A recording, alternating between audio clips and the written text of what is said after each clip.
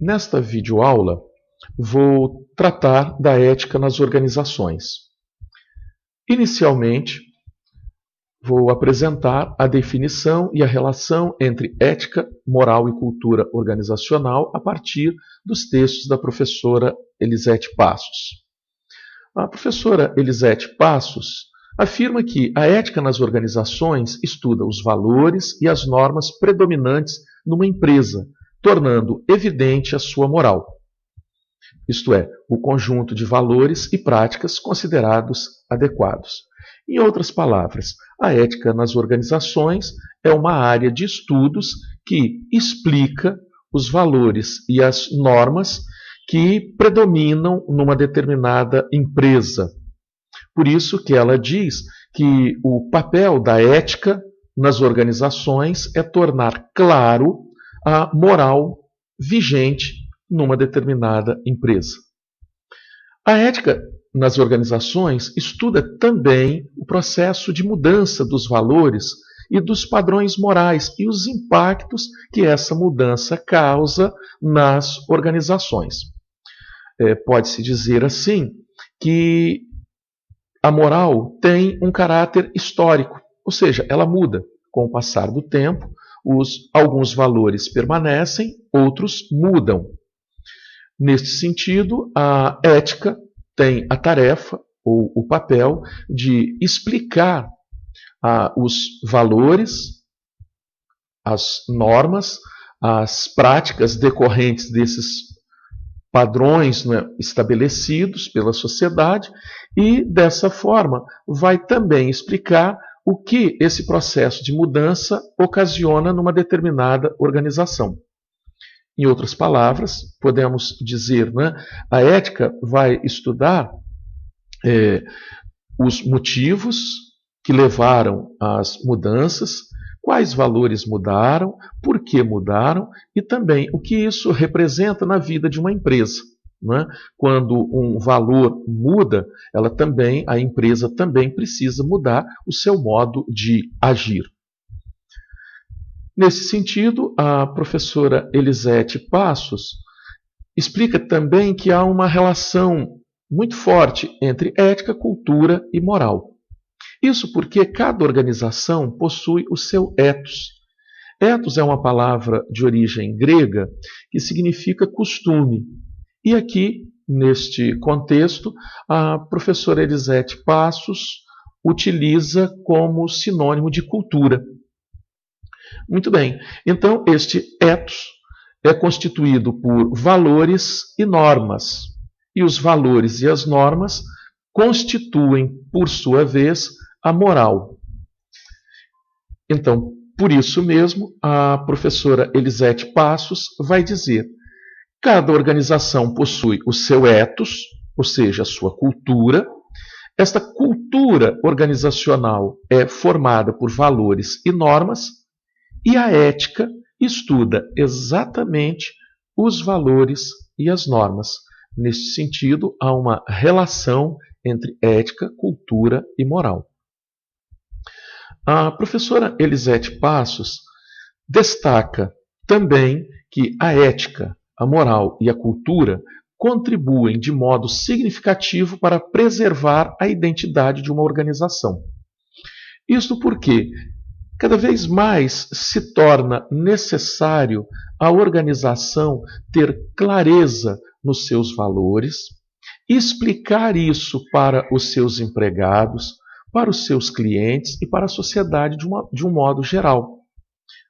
Isso também, claro, para preservar a sua imagem, em outras palavras, a sua identidade, e preservar também a sua presença no mercado. Isso é fundamental no contexto da ética das organizações. A ética, como área de estudos sobre os valores que orientam o comportamento humano, e neste caso, né, os valores, os comportamentos, as normas, as práticas dentro de uma organização, dentro de uma empresa, ela vai contribuir significativamente para as pessoas que compõem esta organização refletirem o tempo todo sobre a sua conduta, sobre a sua prática.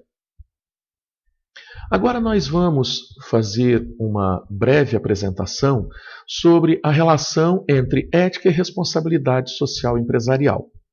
Por isso mesmo, vamos utilizar a definição de responsabilidade social empresarial elaborada pelo Instituto Ethos. Assim, define responsabilidade social empresarial. A responsabilidade social empresarial é a forma de gestão que se define pela relação ética e transparente da empresa com todos os públicos com os quais ela se relaciona e pelo estabelecimento de metas empresariais compatíveis com o desenvolvimento sustentável da sociedade, preservando recursos ambientais e culturais para as gerações futuras, respeitando a diversidade e promovendo a redução das desigualdades sociais. Observe bem que o Instituto Ethos deixa bem claro que a responsabilidade social empresarial deve fazer parte de uma forma de gestão, não é algo feito aleatoriamente ou de qualquer maneira. E esta forma de gestão tem algumas características essenciais. A primeira delas é uma relação ética e transparente da empresa com todos os públicos com os quais ela se relaciona.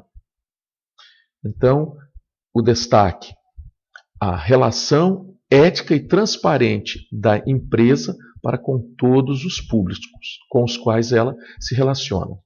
Um outro aspecto fundamental é em relação à questão da sustentabilidade.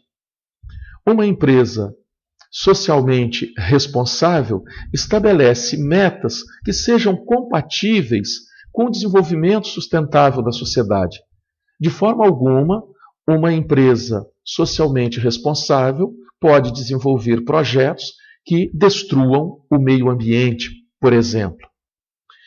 E uma empresa que desenvolve a responsabilidade social empresarial deve também preservar recursos ambientais e culturais para as gerações futuras. Nesse sentido, há uma relação muito forte com o conceito de sustentabilidade ou desenvolvimento sustentável, né? Que é utilizar os recursos atuais sem comprometer a qualidade de vida das gerações futuras. Um outro aspecto importante, também aqui destacado, é o respeito à diversidade e a promoção da redução das desigualdades sociais. Em outras palavras, né, a empresa socialmente responsável deve, além de exercer a função econômica, também uma função ética, ter uma função social. Nesse sentido, ela deve também contribuir para diminuir as desigualdades sociais. E aqui cabe fazer uma apresentação de alguns pontos destacados pela professora Elisete Passos e pelo professor Robert Henry Sroor quanto à questão da ética e da responsabilidade social empresarial, o contexto social em que ela surgiu e continua sendo posta em prática, e as dimensões ética e estratégica da responsabilidade social empresarial. O professor Robert Henry Sroor faz uma análise muito interessante. Ele apresenta os motivos pragmáticos que levaram as empresas a adotarem a responsabilidade social empresarial. Ele diz de uma maneira muito clara: não foi num ato de altruísmo empresarial. Ele vai dizer o seguinte: cada vez mais a sociedade civil se organiza e exige das empresas posturas adequadas quanto à preservação ambiental e cultural. Isso acaba refletindo no mercado como um todo. E no mercado como um todo há esta exigência. As empresas devem ter, obviamente, o compromisso com a produção de produtos e serviços e, ao mesmo tempo, cuidar para que os seus impactos não destruam ou comprometam a qualidade de vida das pessoas e de todos os demais seres vivos e do meio ambiente como um todo. E aqui o professor Robert Henry Isrur faz um paralelo muito interessante entre o capitalismo excludente e o capitalismo social. E alguns traços que merecem destaque. Ele diz que no capitalismo excludente, a organização do trabalho segue o estilo taylorista fordista, isto é, a divisão do trabalho. As pessoas executam atividades parciais, parceladas, cada um repetindo aquela atividade mecanicamente o tempo todo. Não há um conhecimento global do processo, mas o conhecimento de apenas uma parte. Por isso mesmo, o indivíduo exerce somente uma atividade. Quanto à qualificação, os trabalhadores que estão na linha de execução têm uma baixa qualificação. São semi-qualificados ou desqualificados. Sabem apenas por repetir uma atividade aprendida por meio do senso comum, ao passo que os gestores possuem uma qualificação elevada. Do ponto de vista social, predomina a desigualdade social muito forte e relações autoritárias. As empresas no capitalismo excludente focam exclusivamente a maximização dos lucros. Em outras palavras, o objetivo final é gerar uma grande margem de lucro em curto prazo, sem levar em consideração a finitude dos recursos naturais. No capitalismo excludente, as empresas veem a natureza como uma fonte inesgotável de recursos. Portanto, há um uso predatório dos recursos naturais. Não há uma preocupação em preservar o meio ambiente. No entanto, com o passar do tempo, a sociedade foi criando uma nova mentalidade e exigindo das empresas uma nova postura. E foi se consolidando o capitalismo social. O capitalismo social tem em mente uma organização de trabalho baseada em equipes multifuncionais, nas quais as pessoas conhecem todo o processo produtivo, têm uma visão do todo, e a gestão participativa de todos os envolvidos. Quanto à questão da qualificação, valoriza-se o trabalho qualificado em todos os níveis. Socialmente falando, há um aumento do poder compensatório dos cidadãos. E aqui é interessante destacar este poder compensatório, porque os cidadãos se organizam em associações, em sindicatos, participam ativamente dos processos de exigência, reivindicando melhorias em todos os níveis e também entram com ações contra as empresas que descumprem os contratos estabelecidos socialmente. Então, este poder compensatório, na ótica do professor Robert Henry Isrur, é o poder de reivindicação e de cobrança que existe na sociedade contemporânea. E também, neste contexto do capitalismo social, as empresas começam, além da função econômica, passam a ter uma função ética. Ou seja, as empresas devem produzir lucro e também devem desenvolver ações de responsabilidade social empresarial. Neste aspecto, o professor Robert Henry Isrur destaca que essa responsabilidade social empresarial possui duas dimensões fundamentais. Diz ele, há uma dimensão ética e uma dimensão estratégica. E ele também faz uma distinção importante entre o assistencialismo e a responsabilidade social empresarial. Assistencialismo pode ser traduzido como obras de caridade. Assistencialismo, a pessoa, movida por sentimentos de solidariedade, vão e desenvolve uma campanha, como, por exemplo, doar cestas básicas, arrecadar agasalhos para os mais pobres e excluídos durante o inverno. Então, estas são atividades assistencialistas.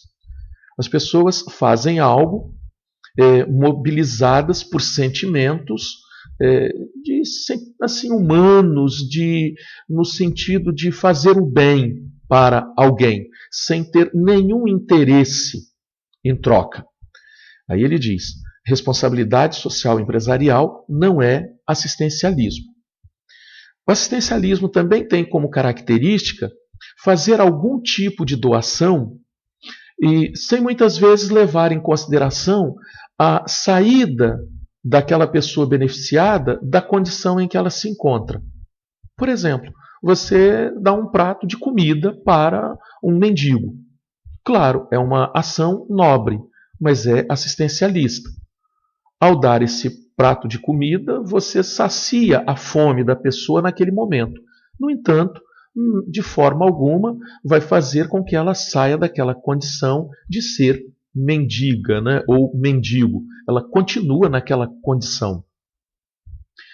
Muito bem, fazendo essa distinção inicial, o professor Robert Henry Isrur vai dizer o seguinte, que do ponto de vista ético, a responsabilidade social e empresarial previne possíveis problemas para a organização. Isto é, quando a empresa utiliza a ética nas organizações e desenvolve ações de responsabilidade social, ela consegue prevenir ou evitar, por exemplo, algum cliente ser prejudicado. Por exemplo, ela vai lançar um produto no mercado. Antes, do ponto de vista ético, deve ser feita a pergunta: quais são os efeitos colaterais? Este produto pode causar um dano ambiental? Pode causar um dano aos usuários? Fazendo esta interrogação, que muitas vezes pode vir do ponto de vista técnico, mas há uma preocupação também do ponto de vista ético, ou seja, o cuidado com o outro. Tendo esse cuidado para com o outro, a empresa também se protege de problemas futuros. Um outro aspecto também, quando se considera essa dimensão ética e essa dimensão estratégica da responsabilidade social empresarial, alerta o professor Robert Henry Isrur. As empresas devem promover benefícios aos shareholders, isto é, aos acionistas e aos stakeholders. Stakeholders são todas as partes impactadas pelas ações da empresa ou organização. São os clientes, os empregados, a comunidade, os fornecedores, os sindicatos, o governo. Então, os stakeholders também devem ser beneficiados em todas as ações da empresa. A responsabilidade social empresarial também mobiliza a empresa a estabelecer parâmetros de relacionamento entre os públicos, com os quais ela mantém algum tipo de relacionamento. Então, observe bem que a ética e a responsabilidade social empresarial caminham juntas. Então, há esta relação muito forte e, no contexto das empresas e das organizações ou no mundo dos negócios, o objetivo da ética atrelada, aliada à responsabilidade social empresarial é estabelecer parâmetros claros que devem nortear os relacionamentos entre a empresa e os seus clientes, os seus stakeholders. Cabe também aqui dizer que esta orientação vale também para os profissionais que trabalham de forma autônoma.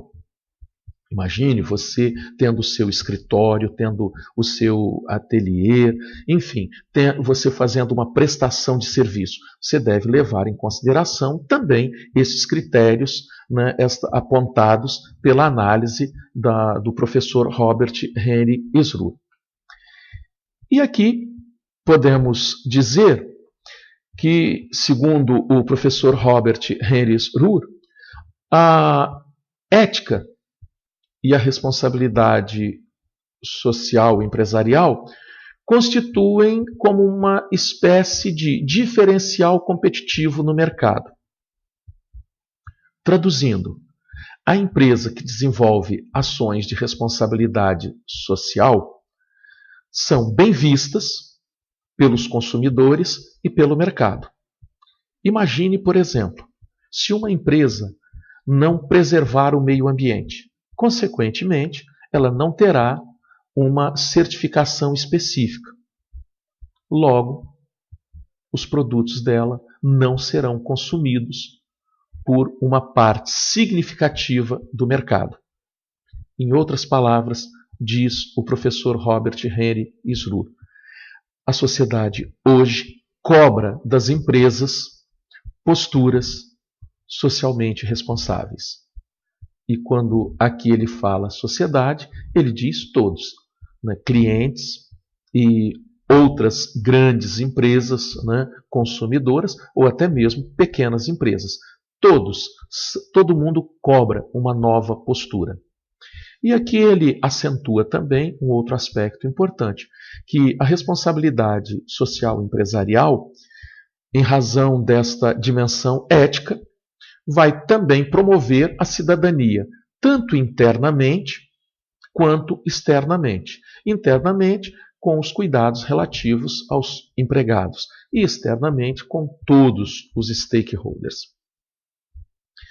A professora Elisete Passos também faz algumas considerações importantes sobre ética e responsabilidade social empresarial.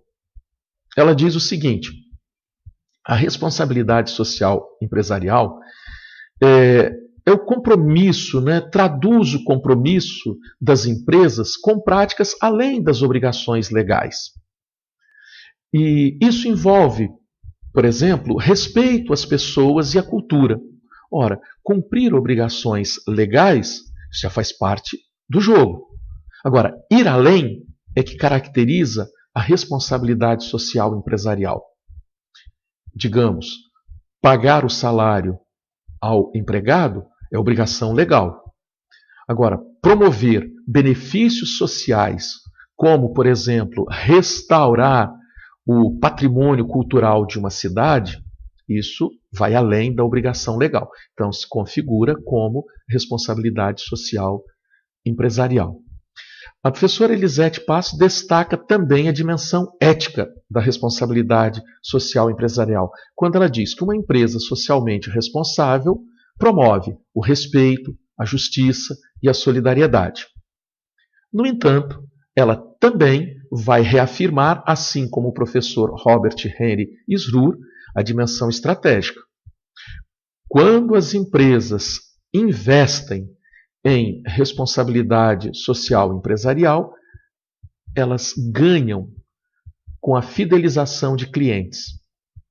Isto é, os clientes ficam fiéis, consomem os produtos porque confiam naquela empresa ou reconhecem o valor de suas ações em benefício dos próprios empregados ou da sociedade como um todo. E também, diz ela, a responsabilidade social empresarial traz a satisfação dos empregados. Com isso, os empregados irão produzir muito mais. E aqui, finalizando, podemos dizer que todas essas considerações valem também para as pessoas em todos os sentidos.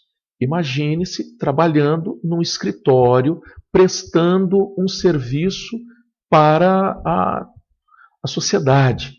Então, ao lidar com o seu cliente, mesmo você não tendo uma empresa ou tendo uma grande empresa, observe estes critérios. esta análise dos professores Robert Henry Isru e Elisete Passos são valiosos e contribuem, com certeza, seja do ponto de vista ético, seja do ponto de vista estratégico. Aqui estão as referências e você poderá aprofundar, né, mais este tema acessando o site do Instituto Ethos e lendo as obras da professora Elisete Passos e do professor Robert Henry Isru.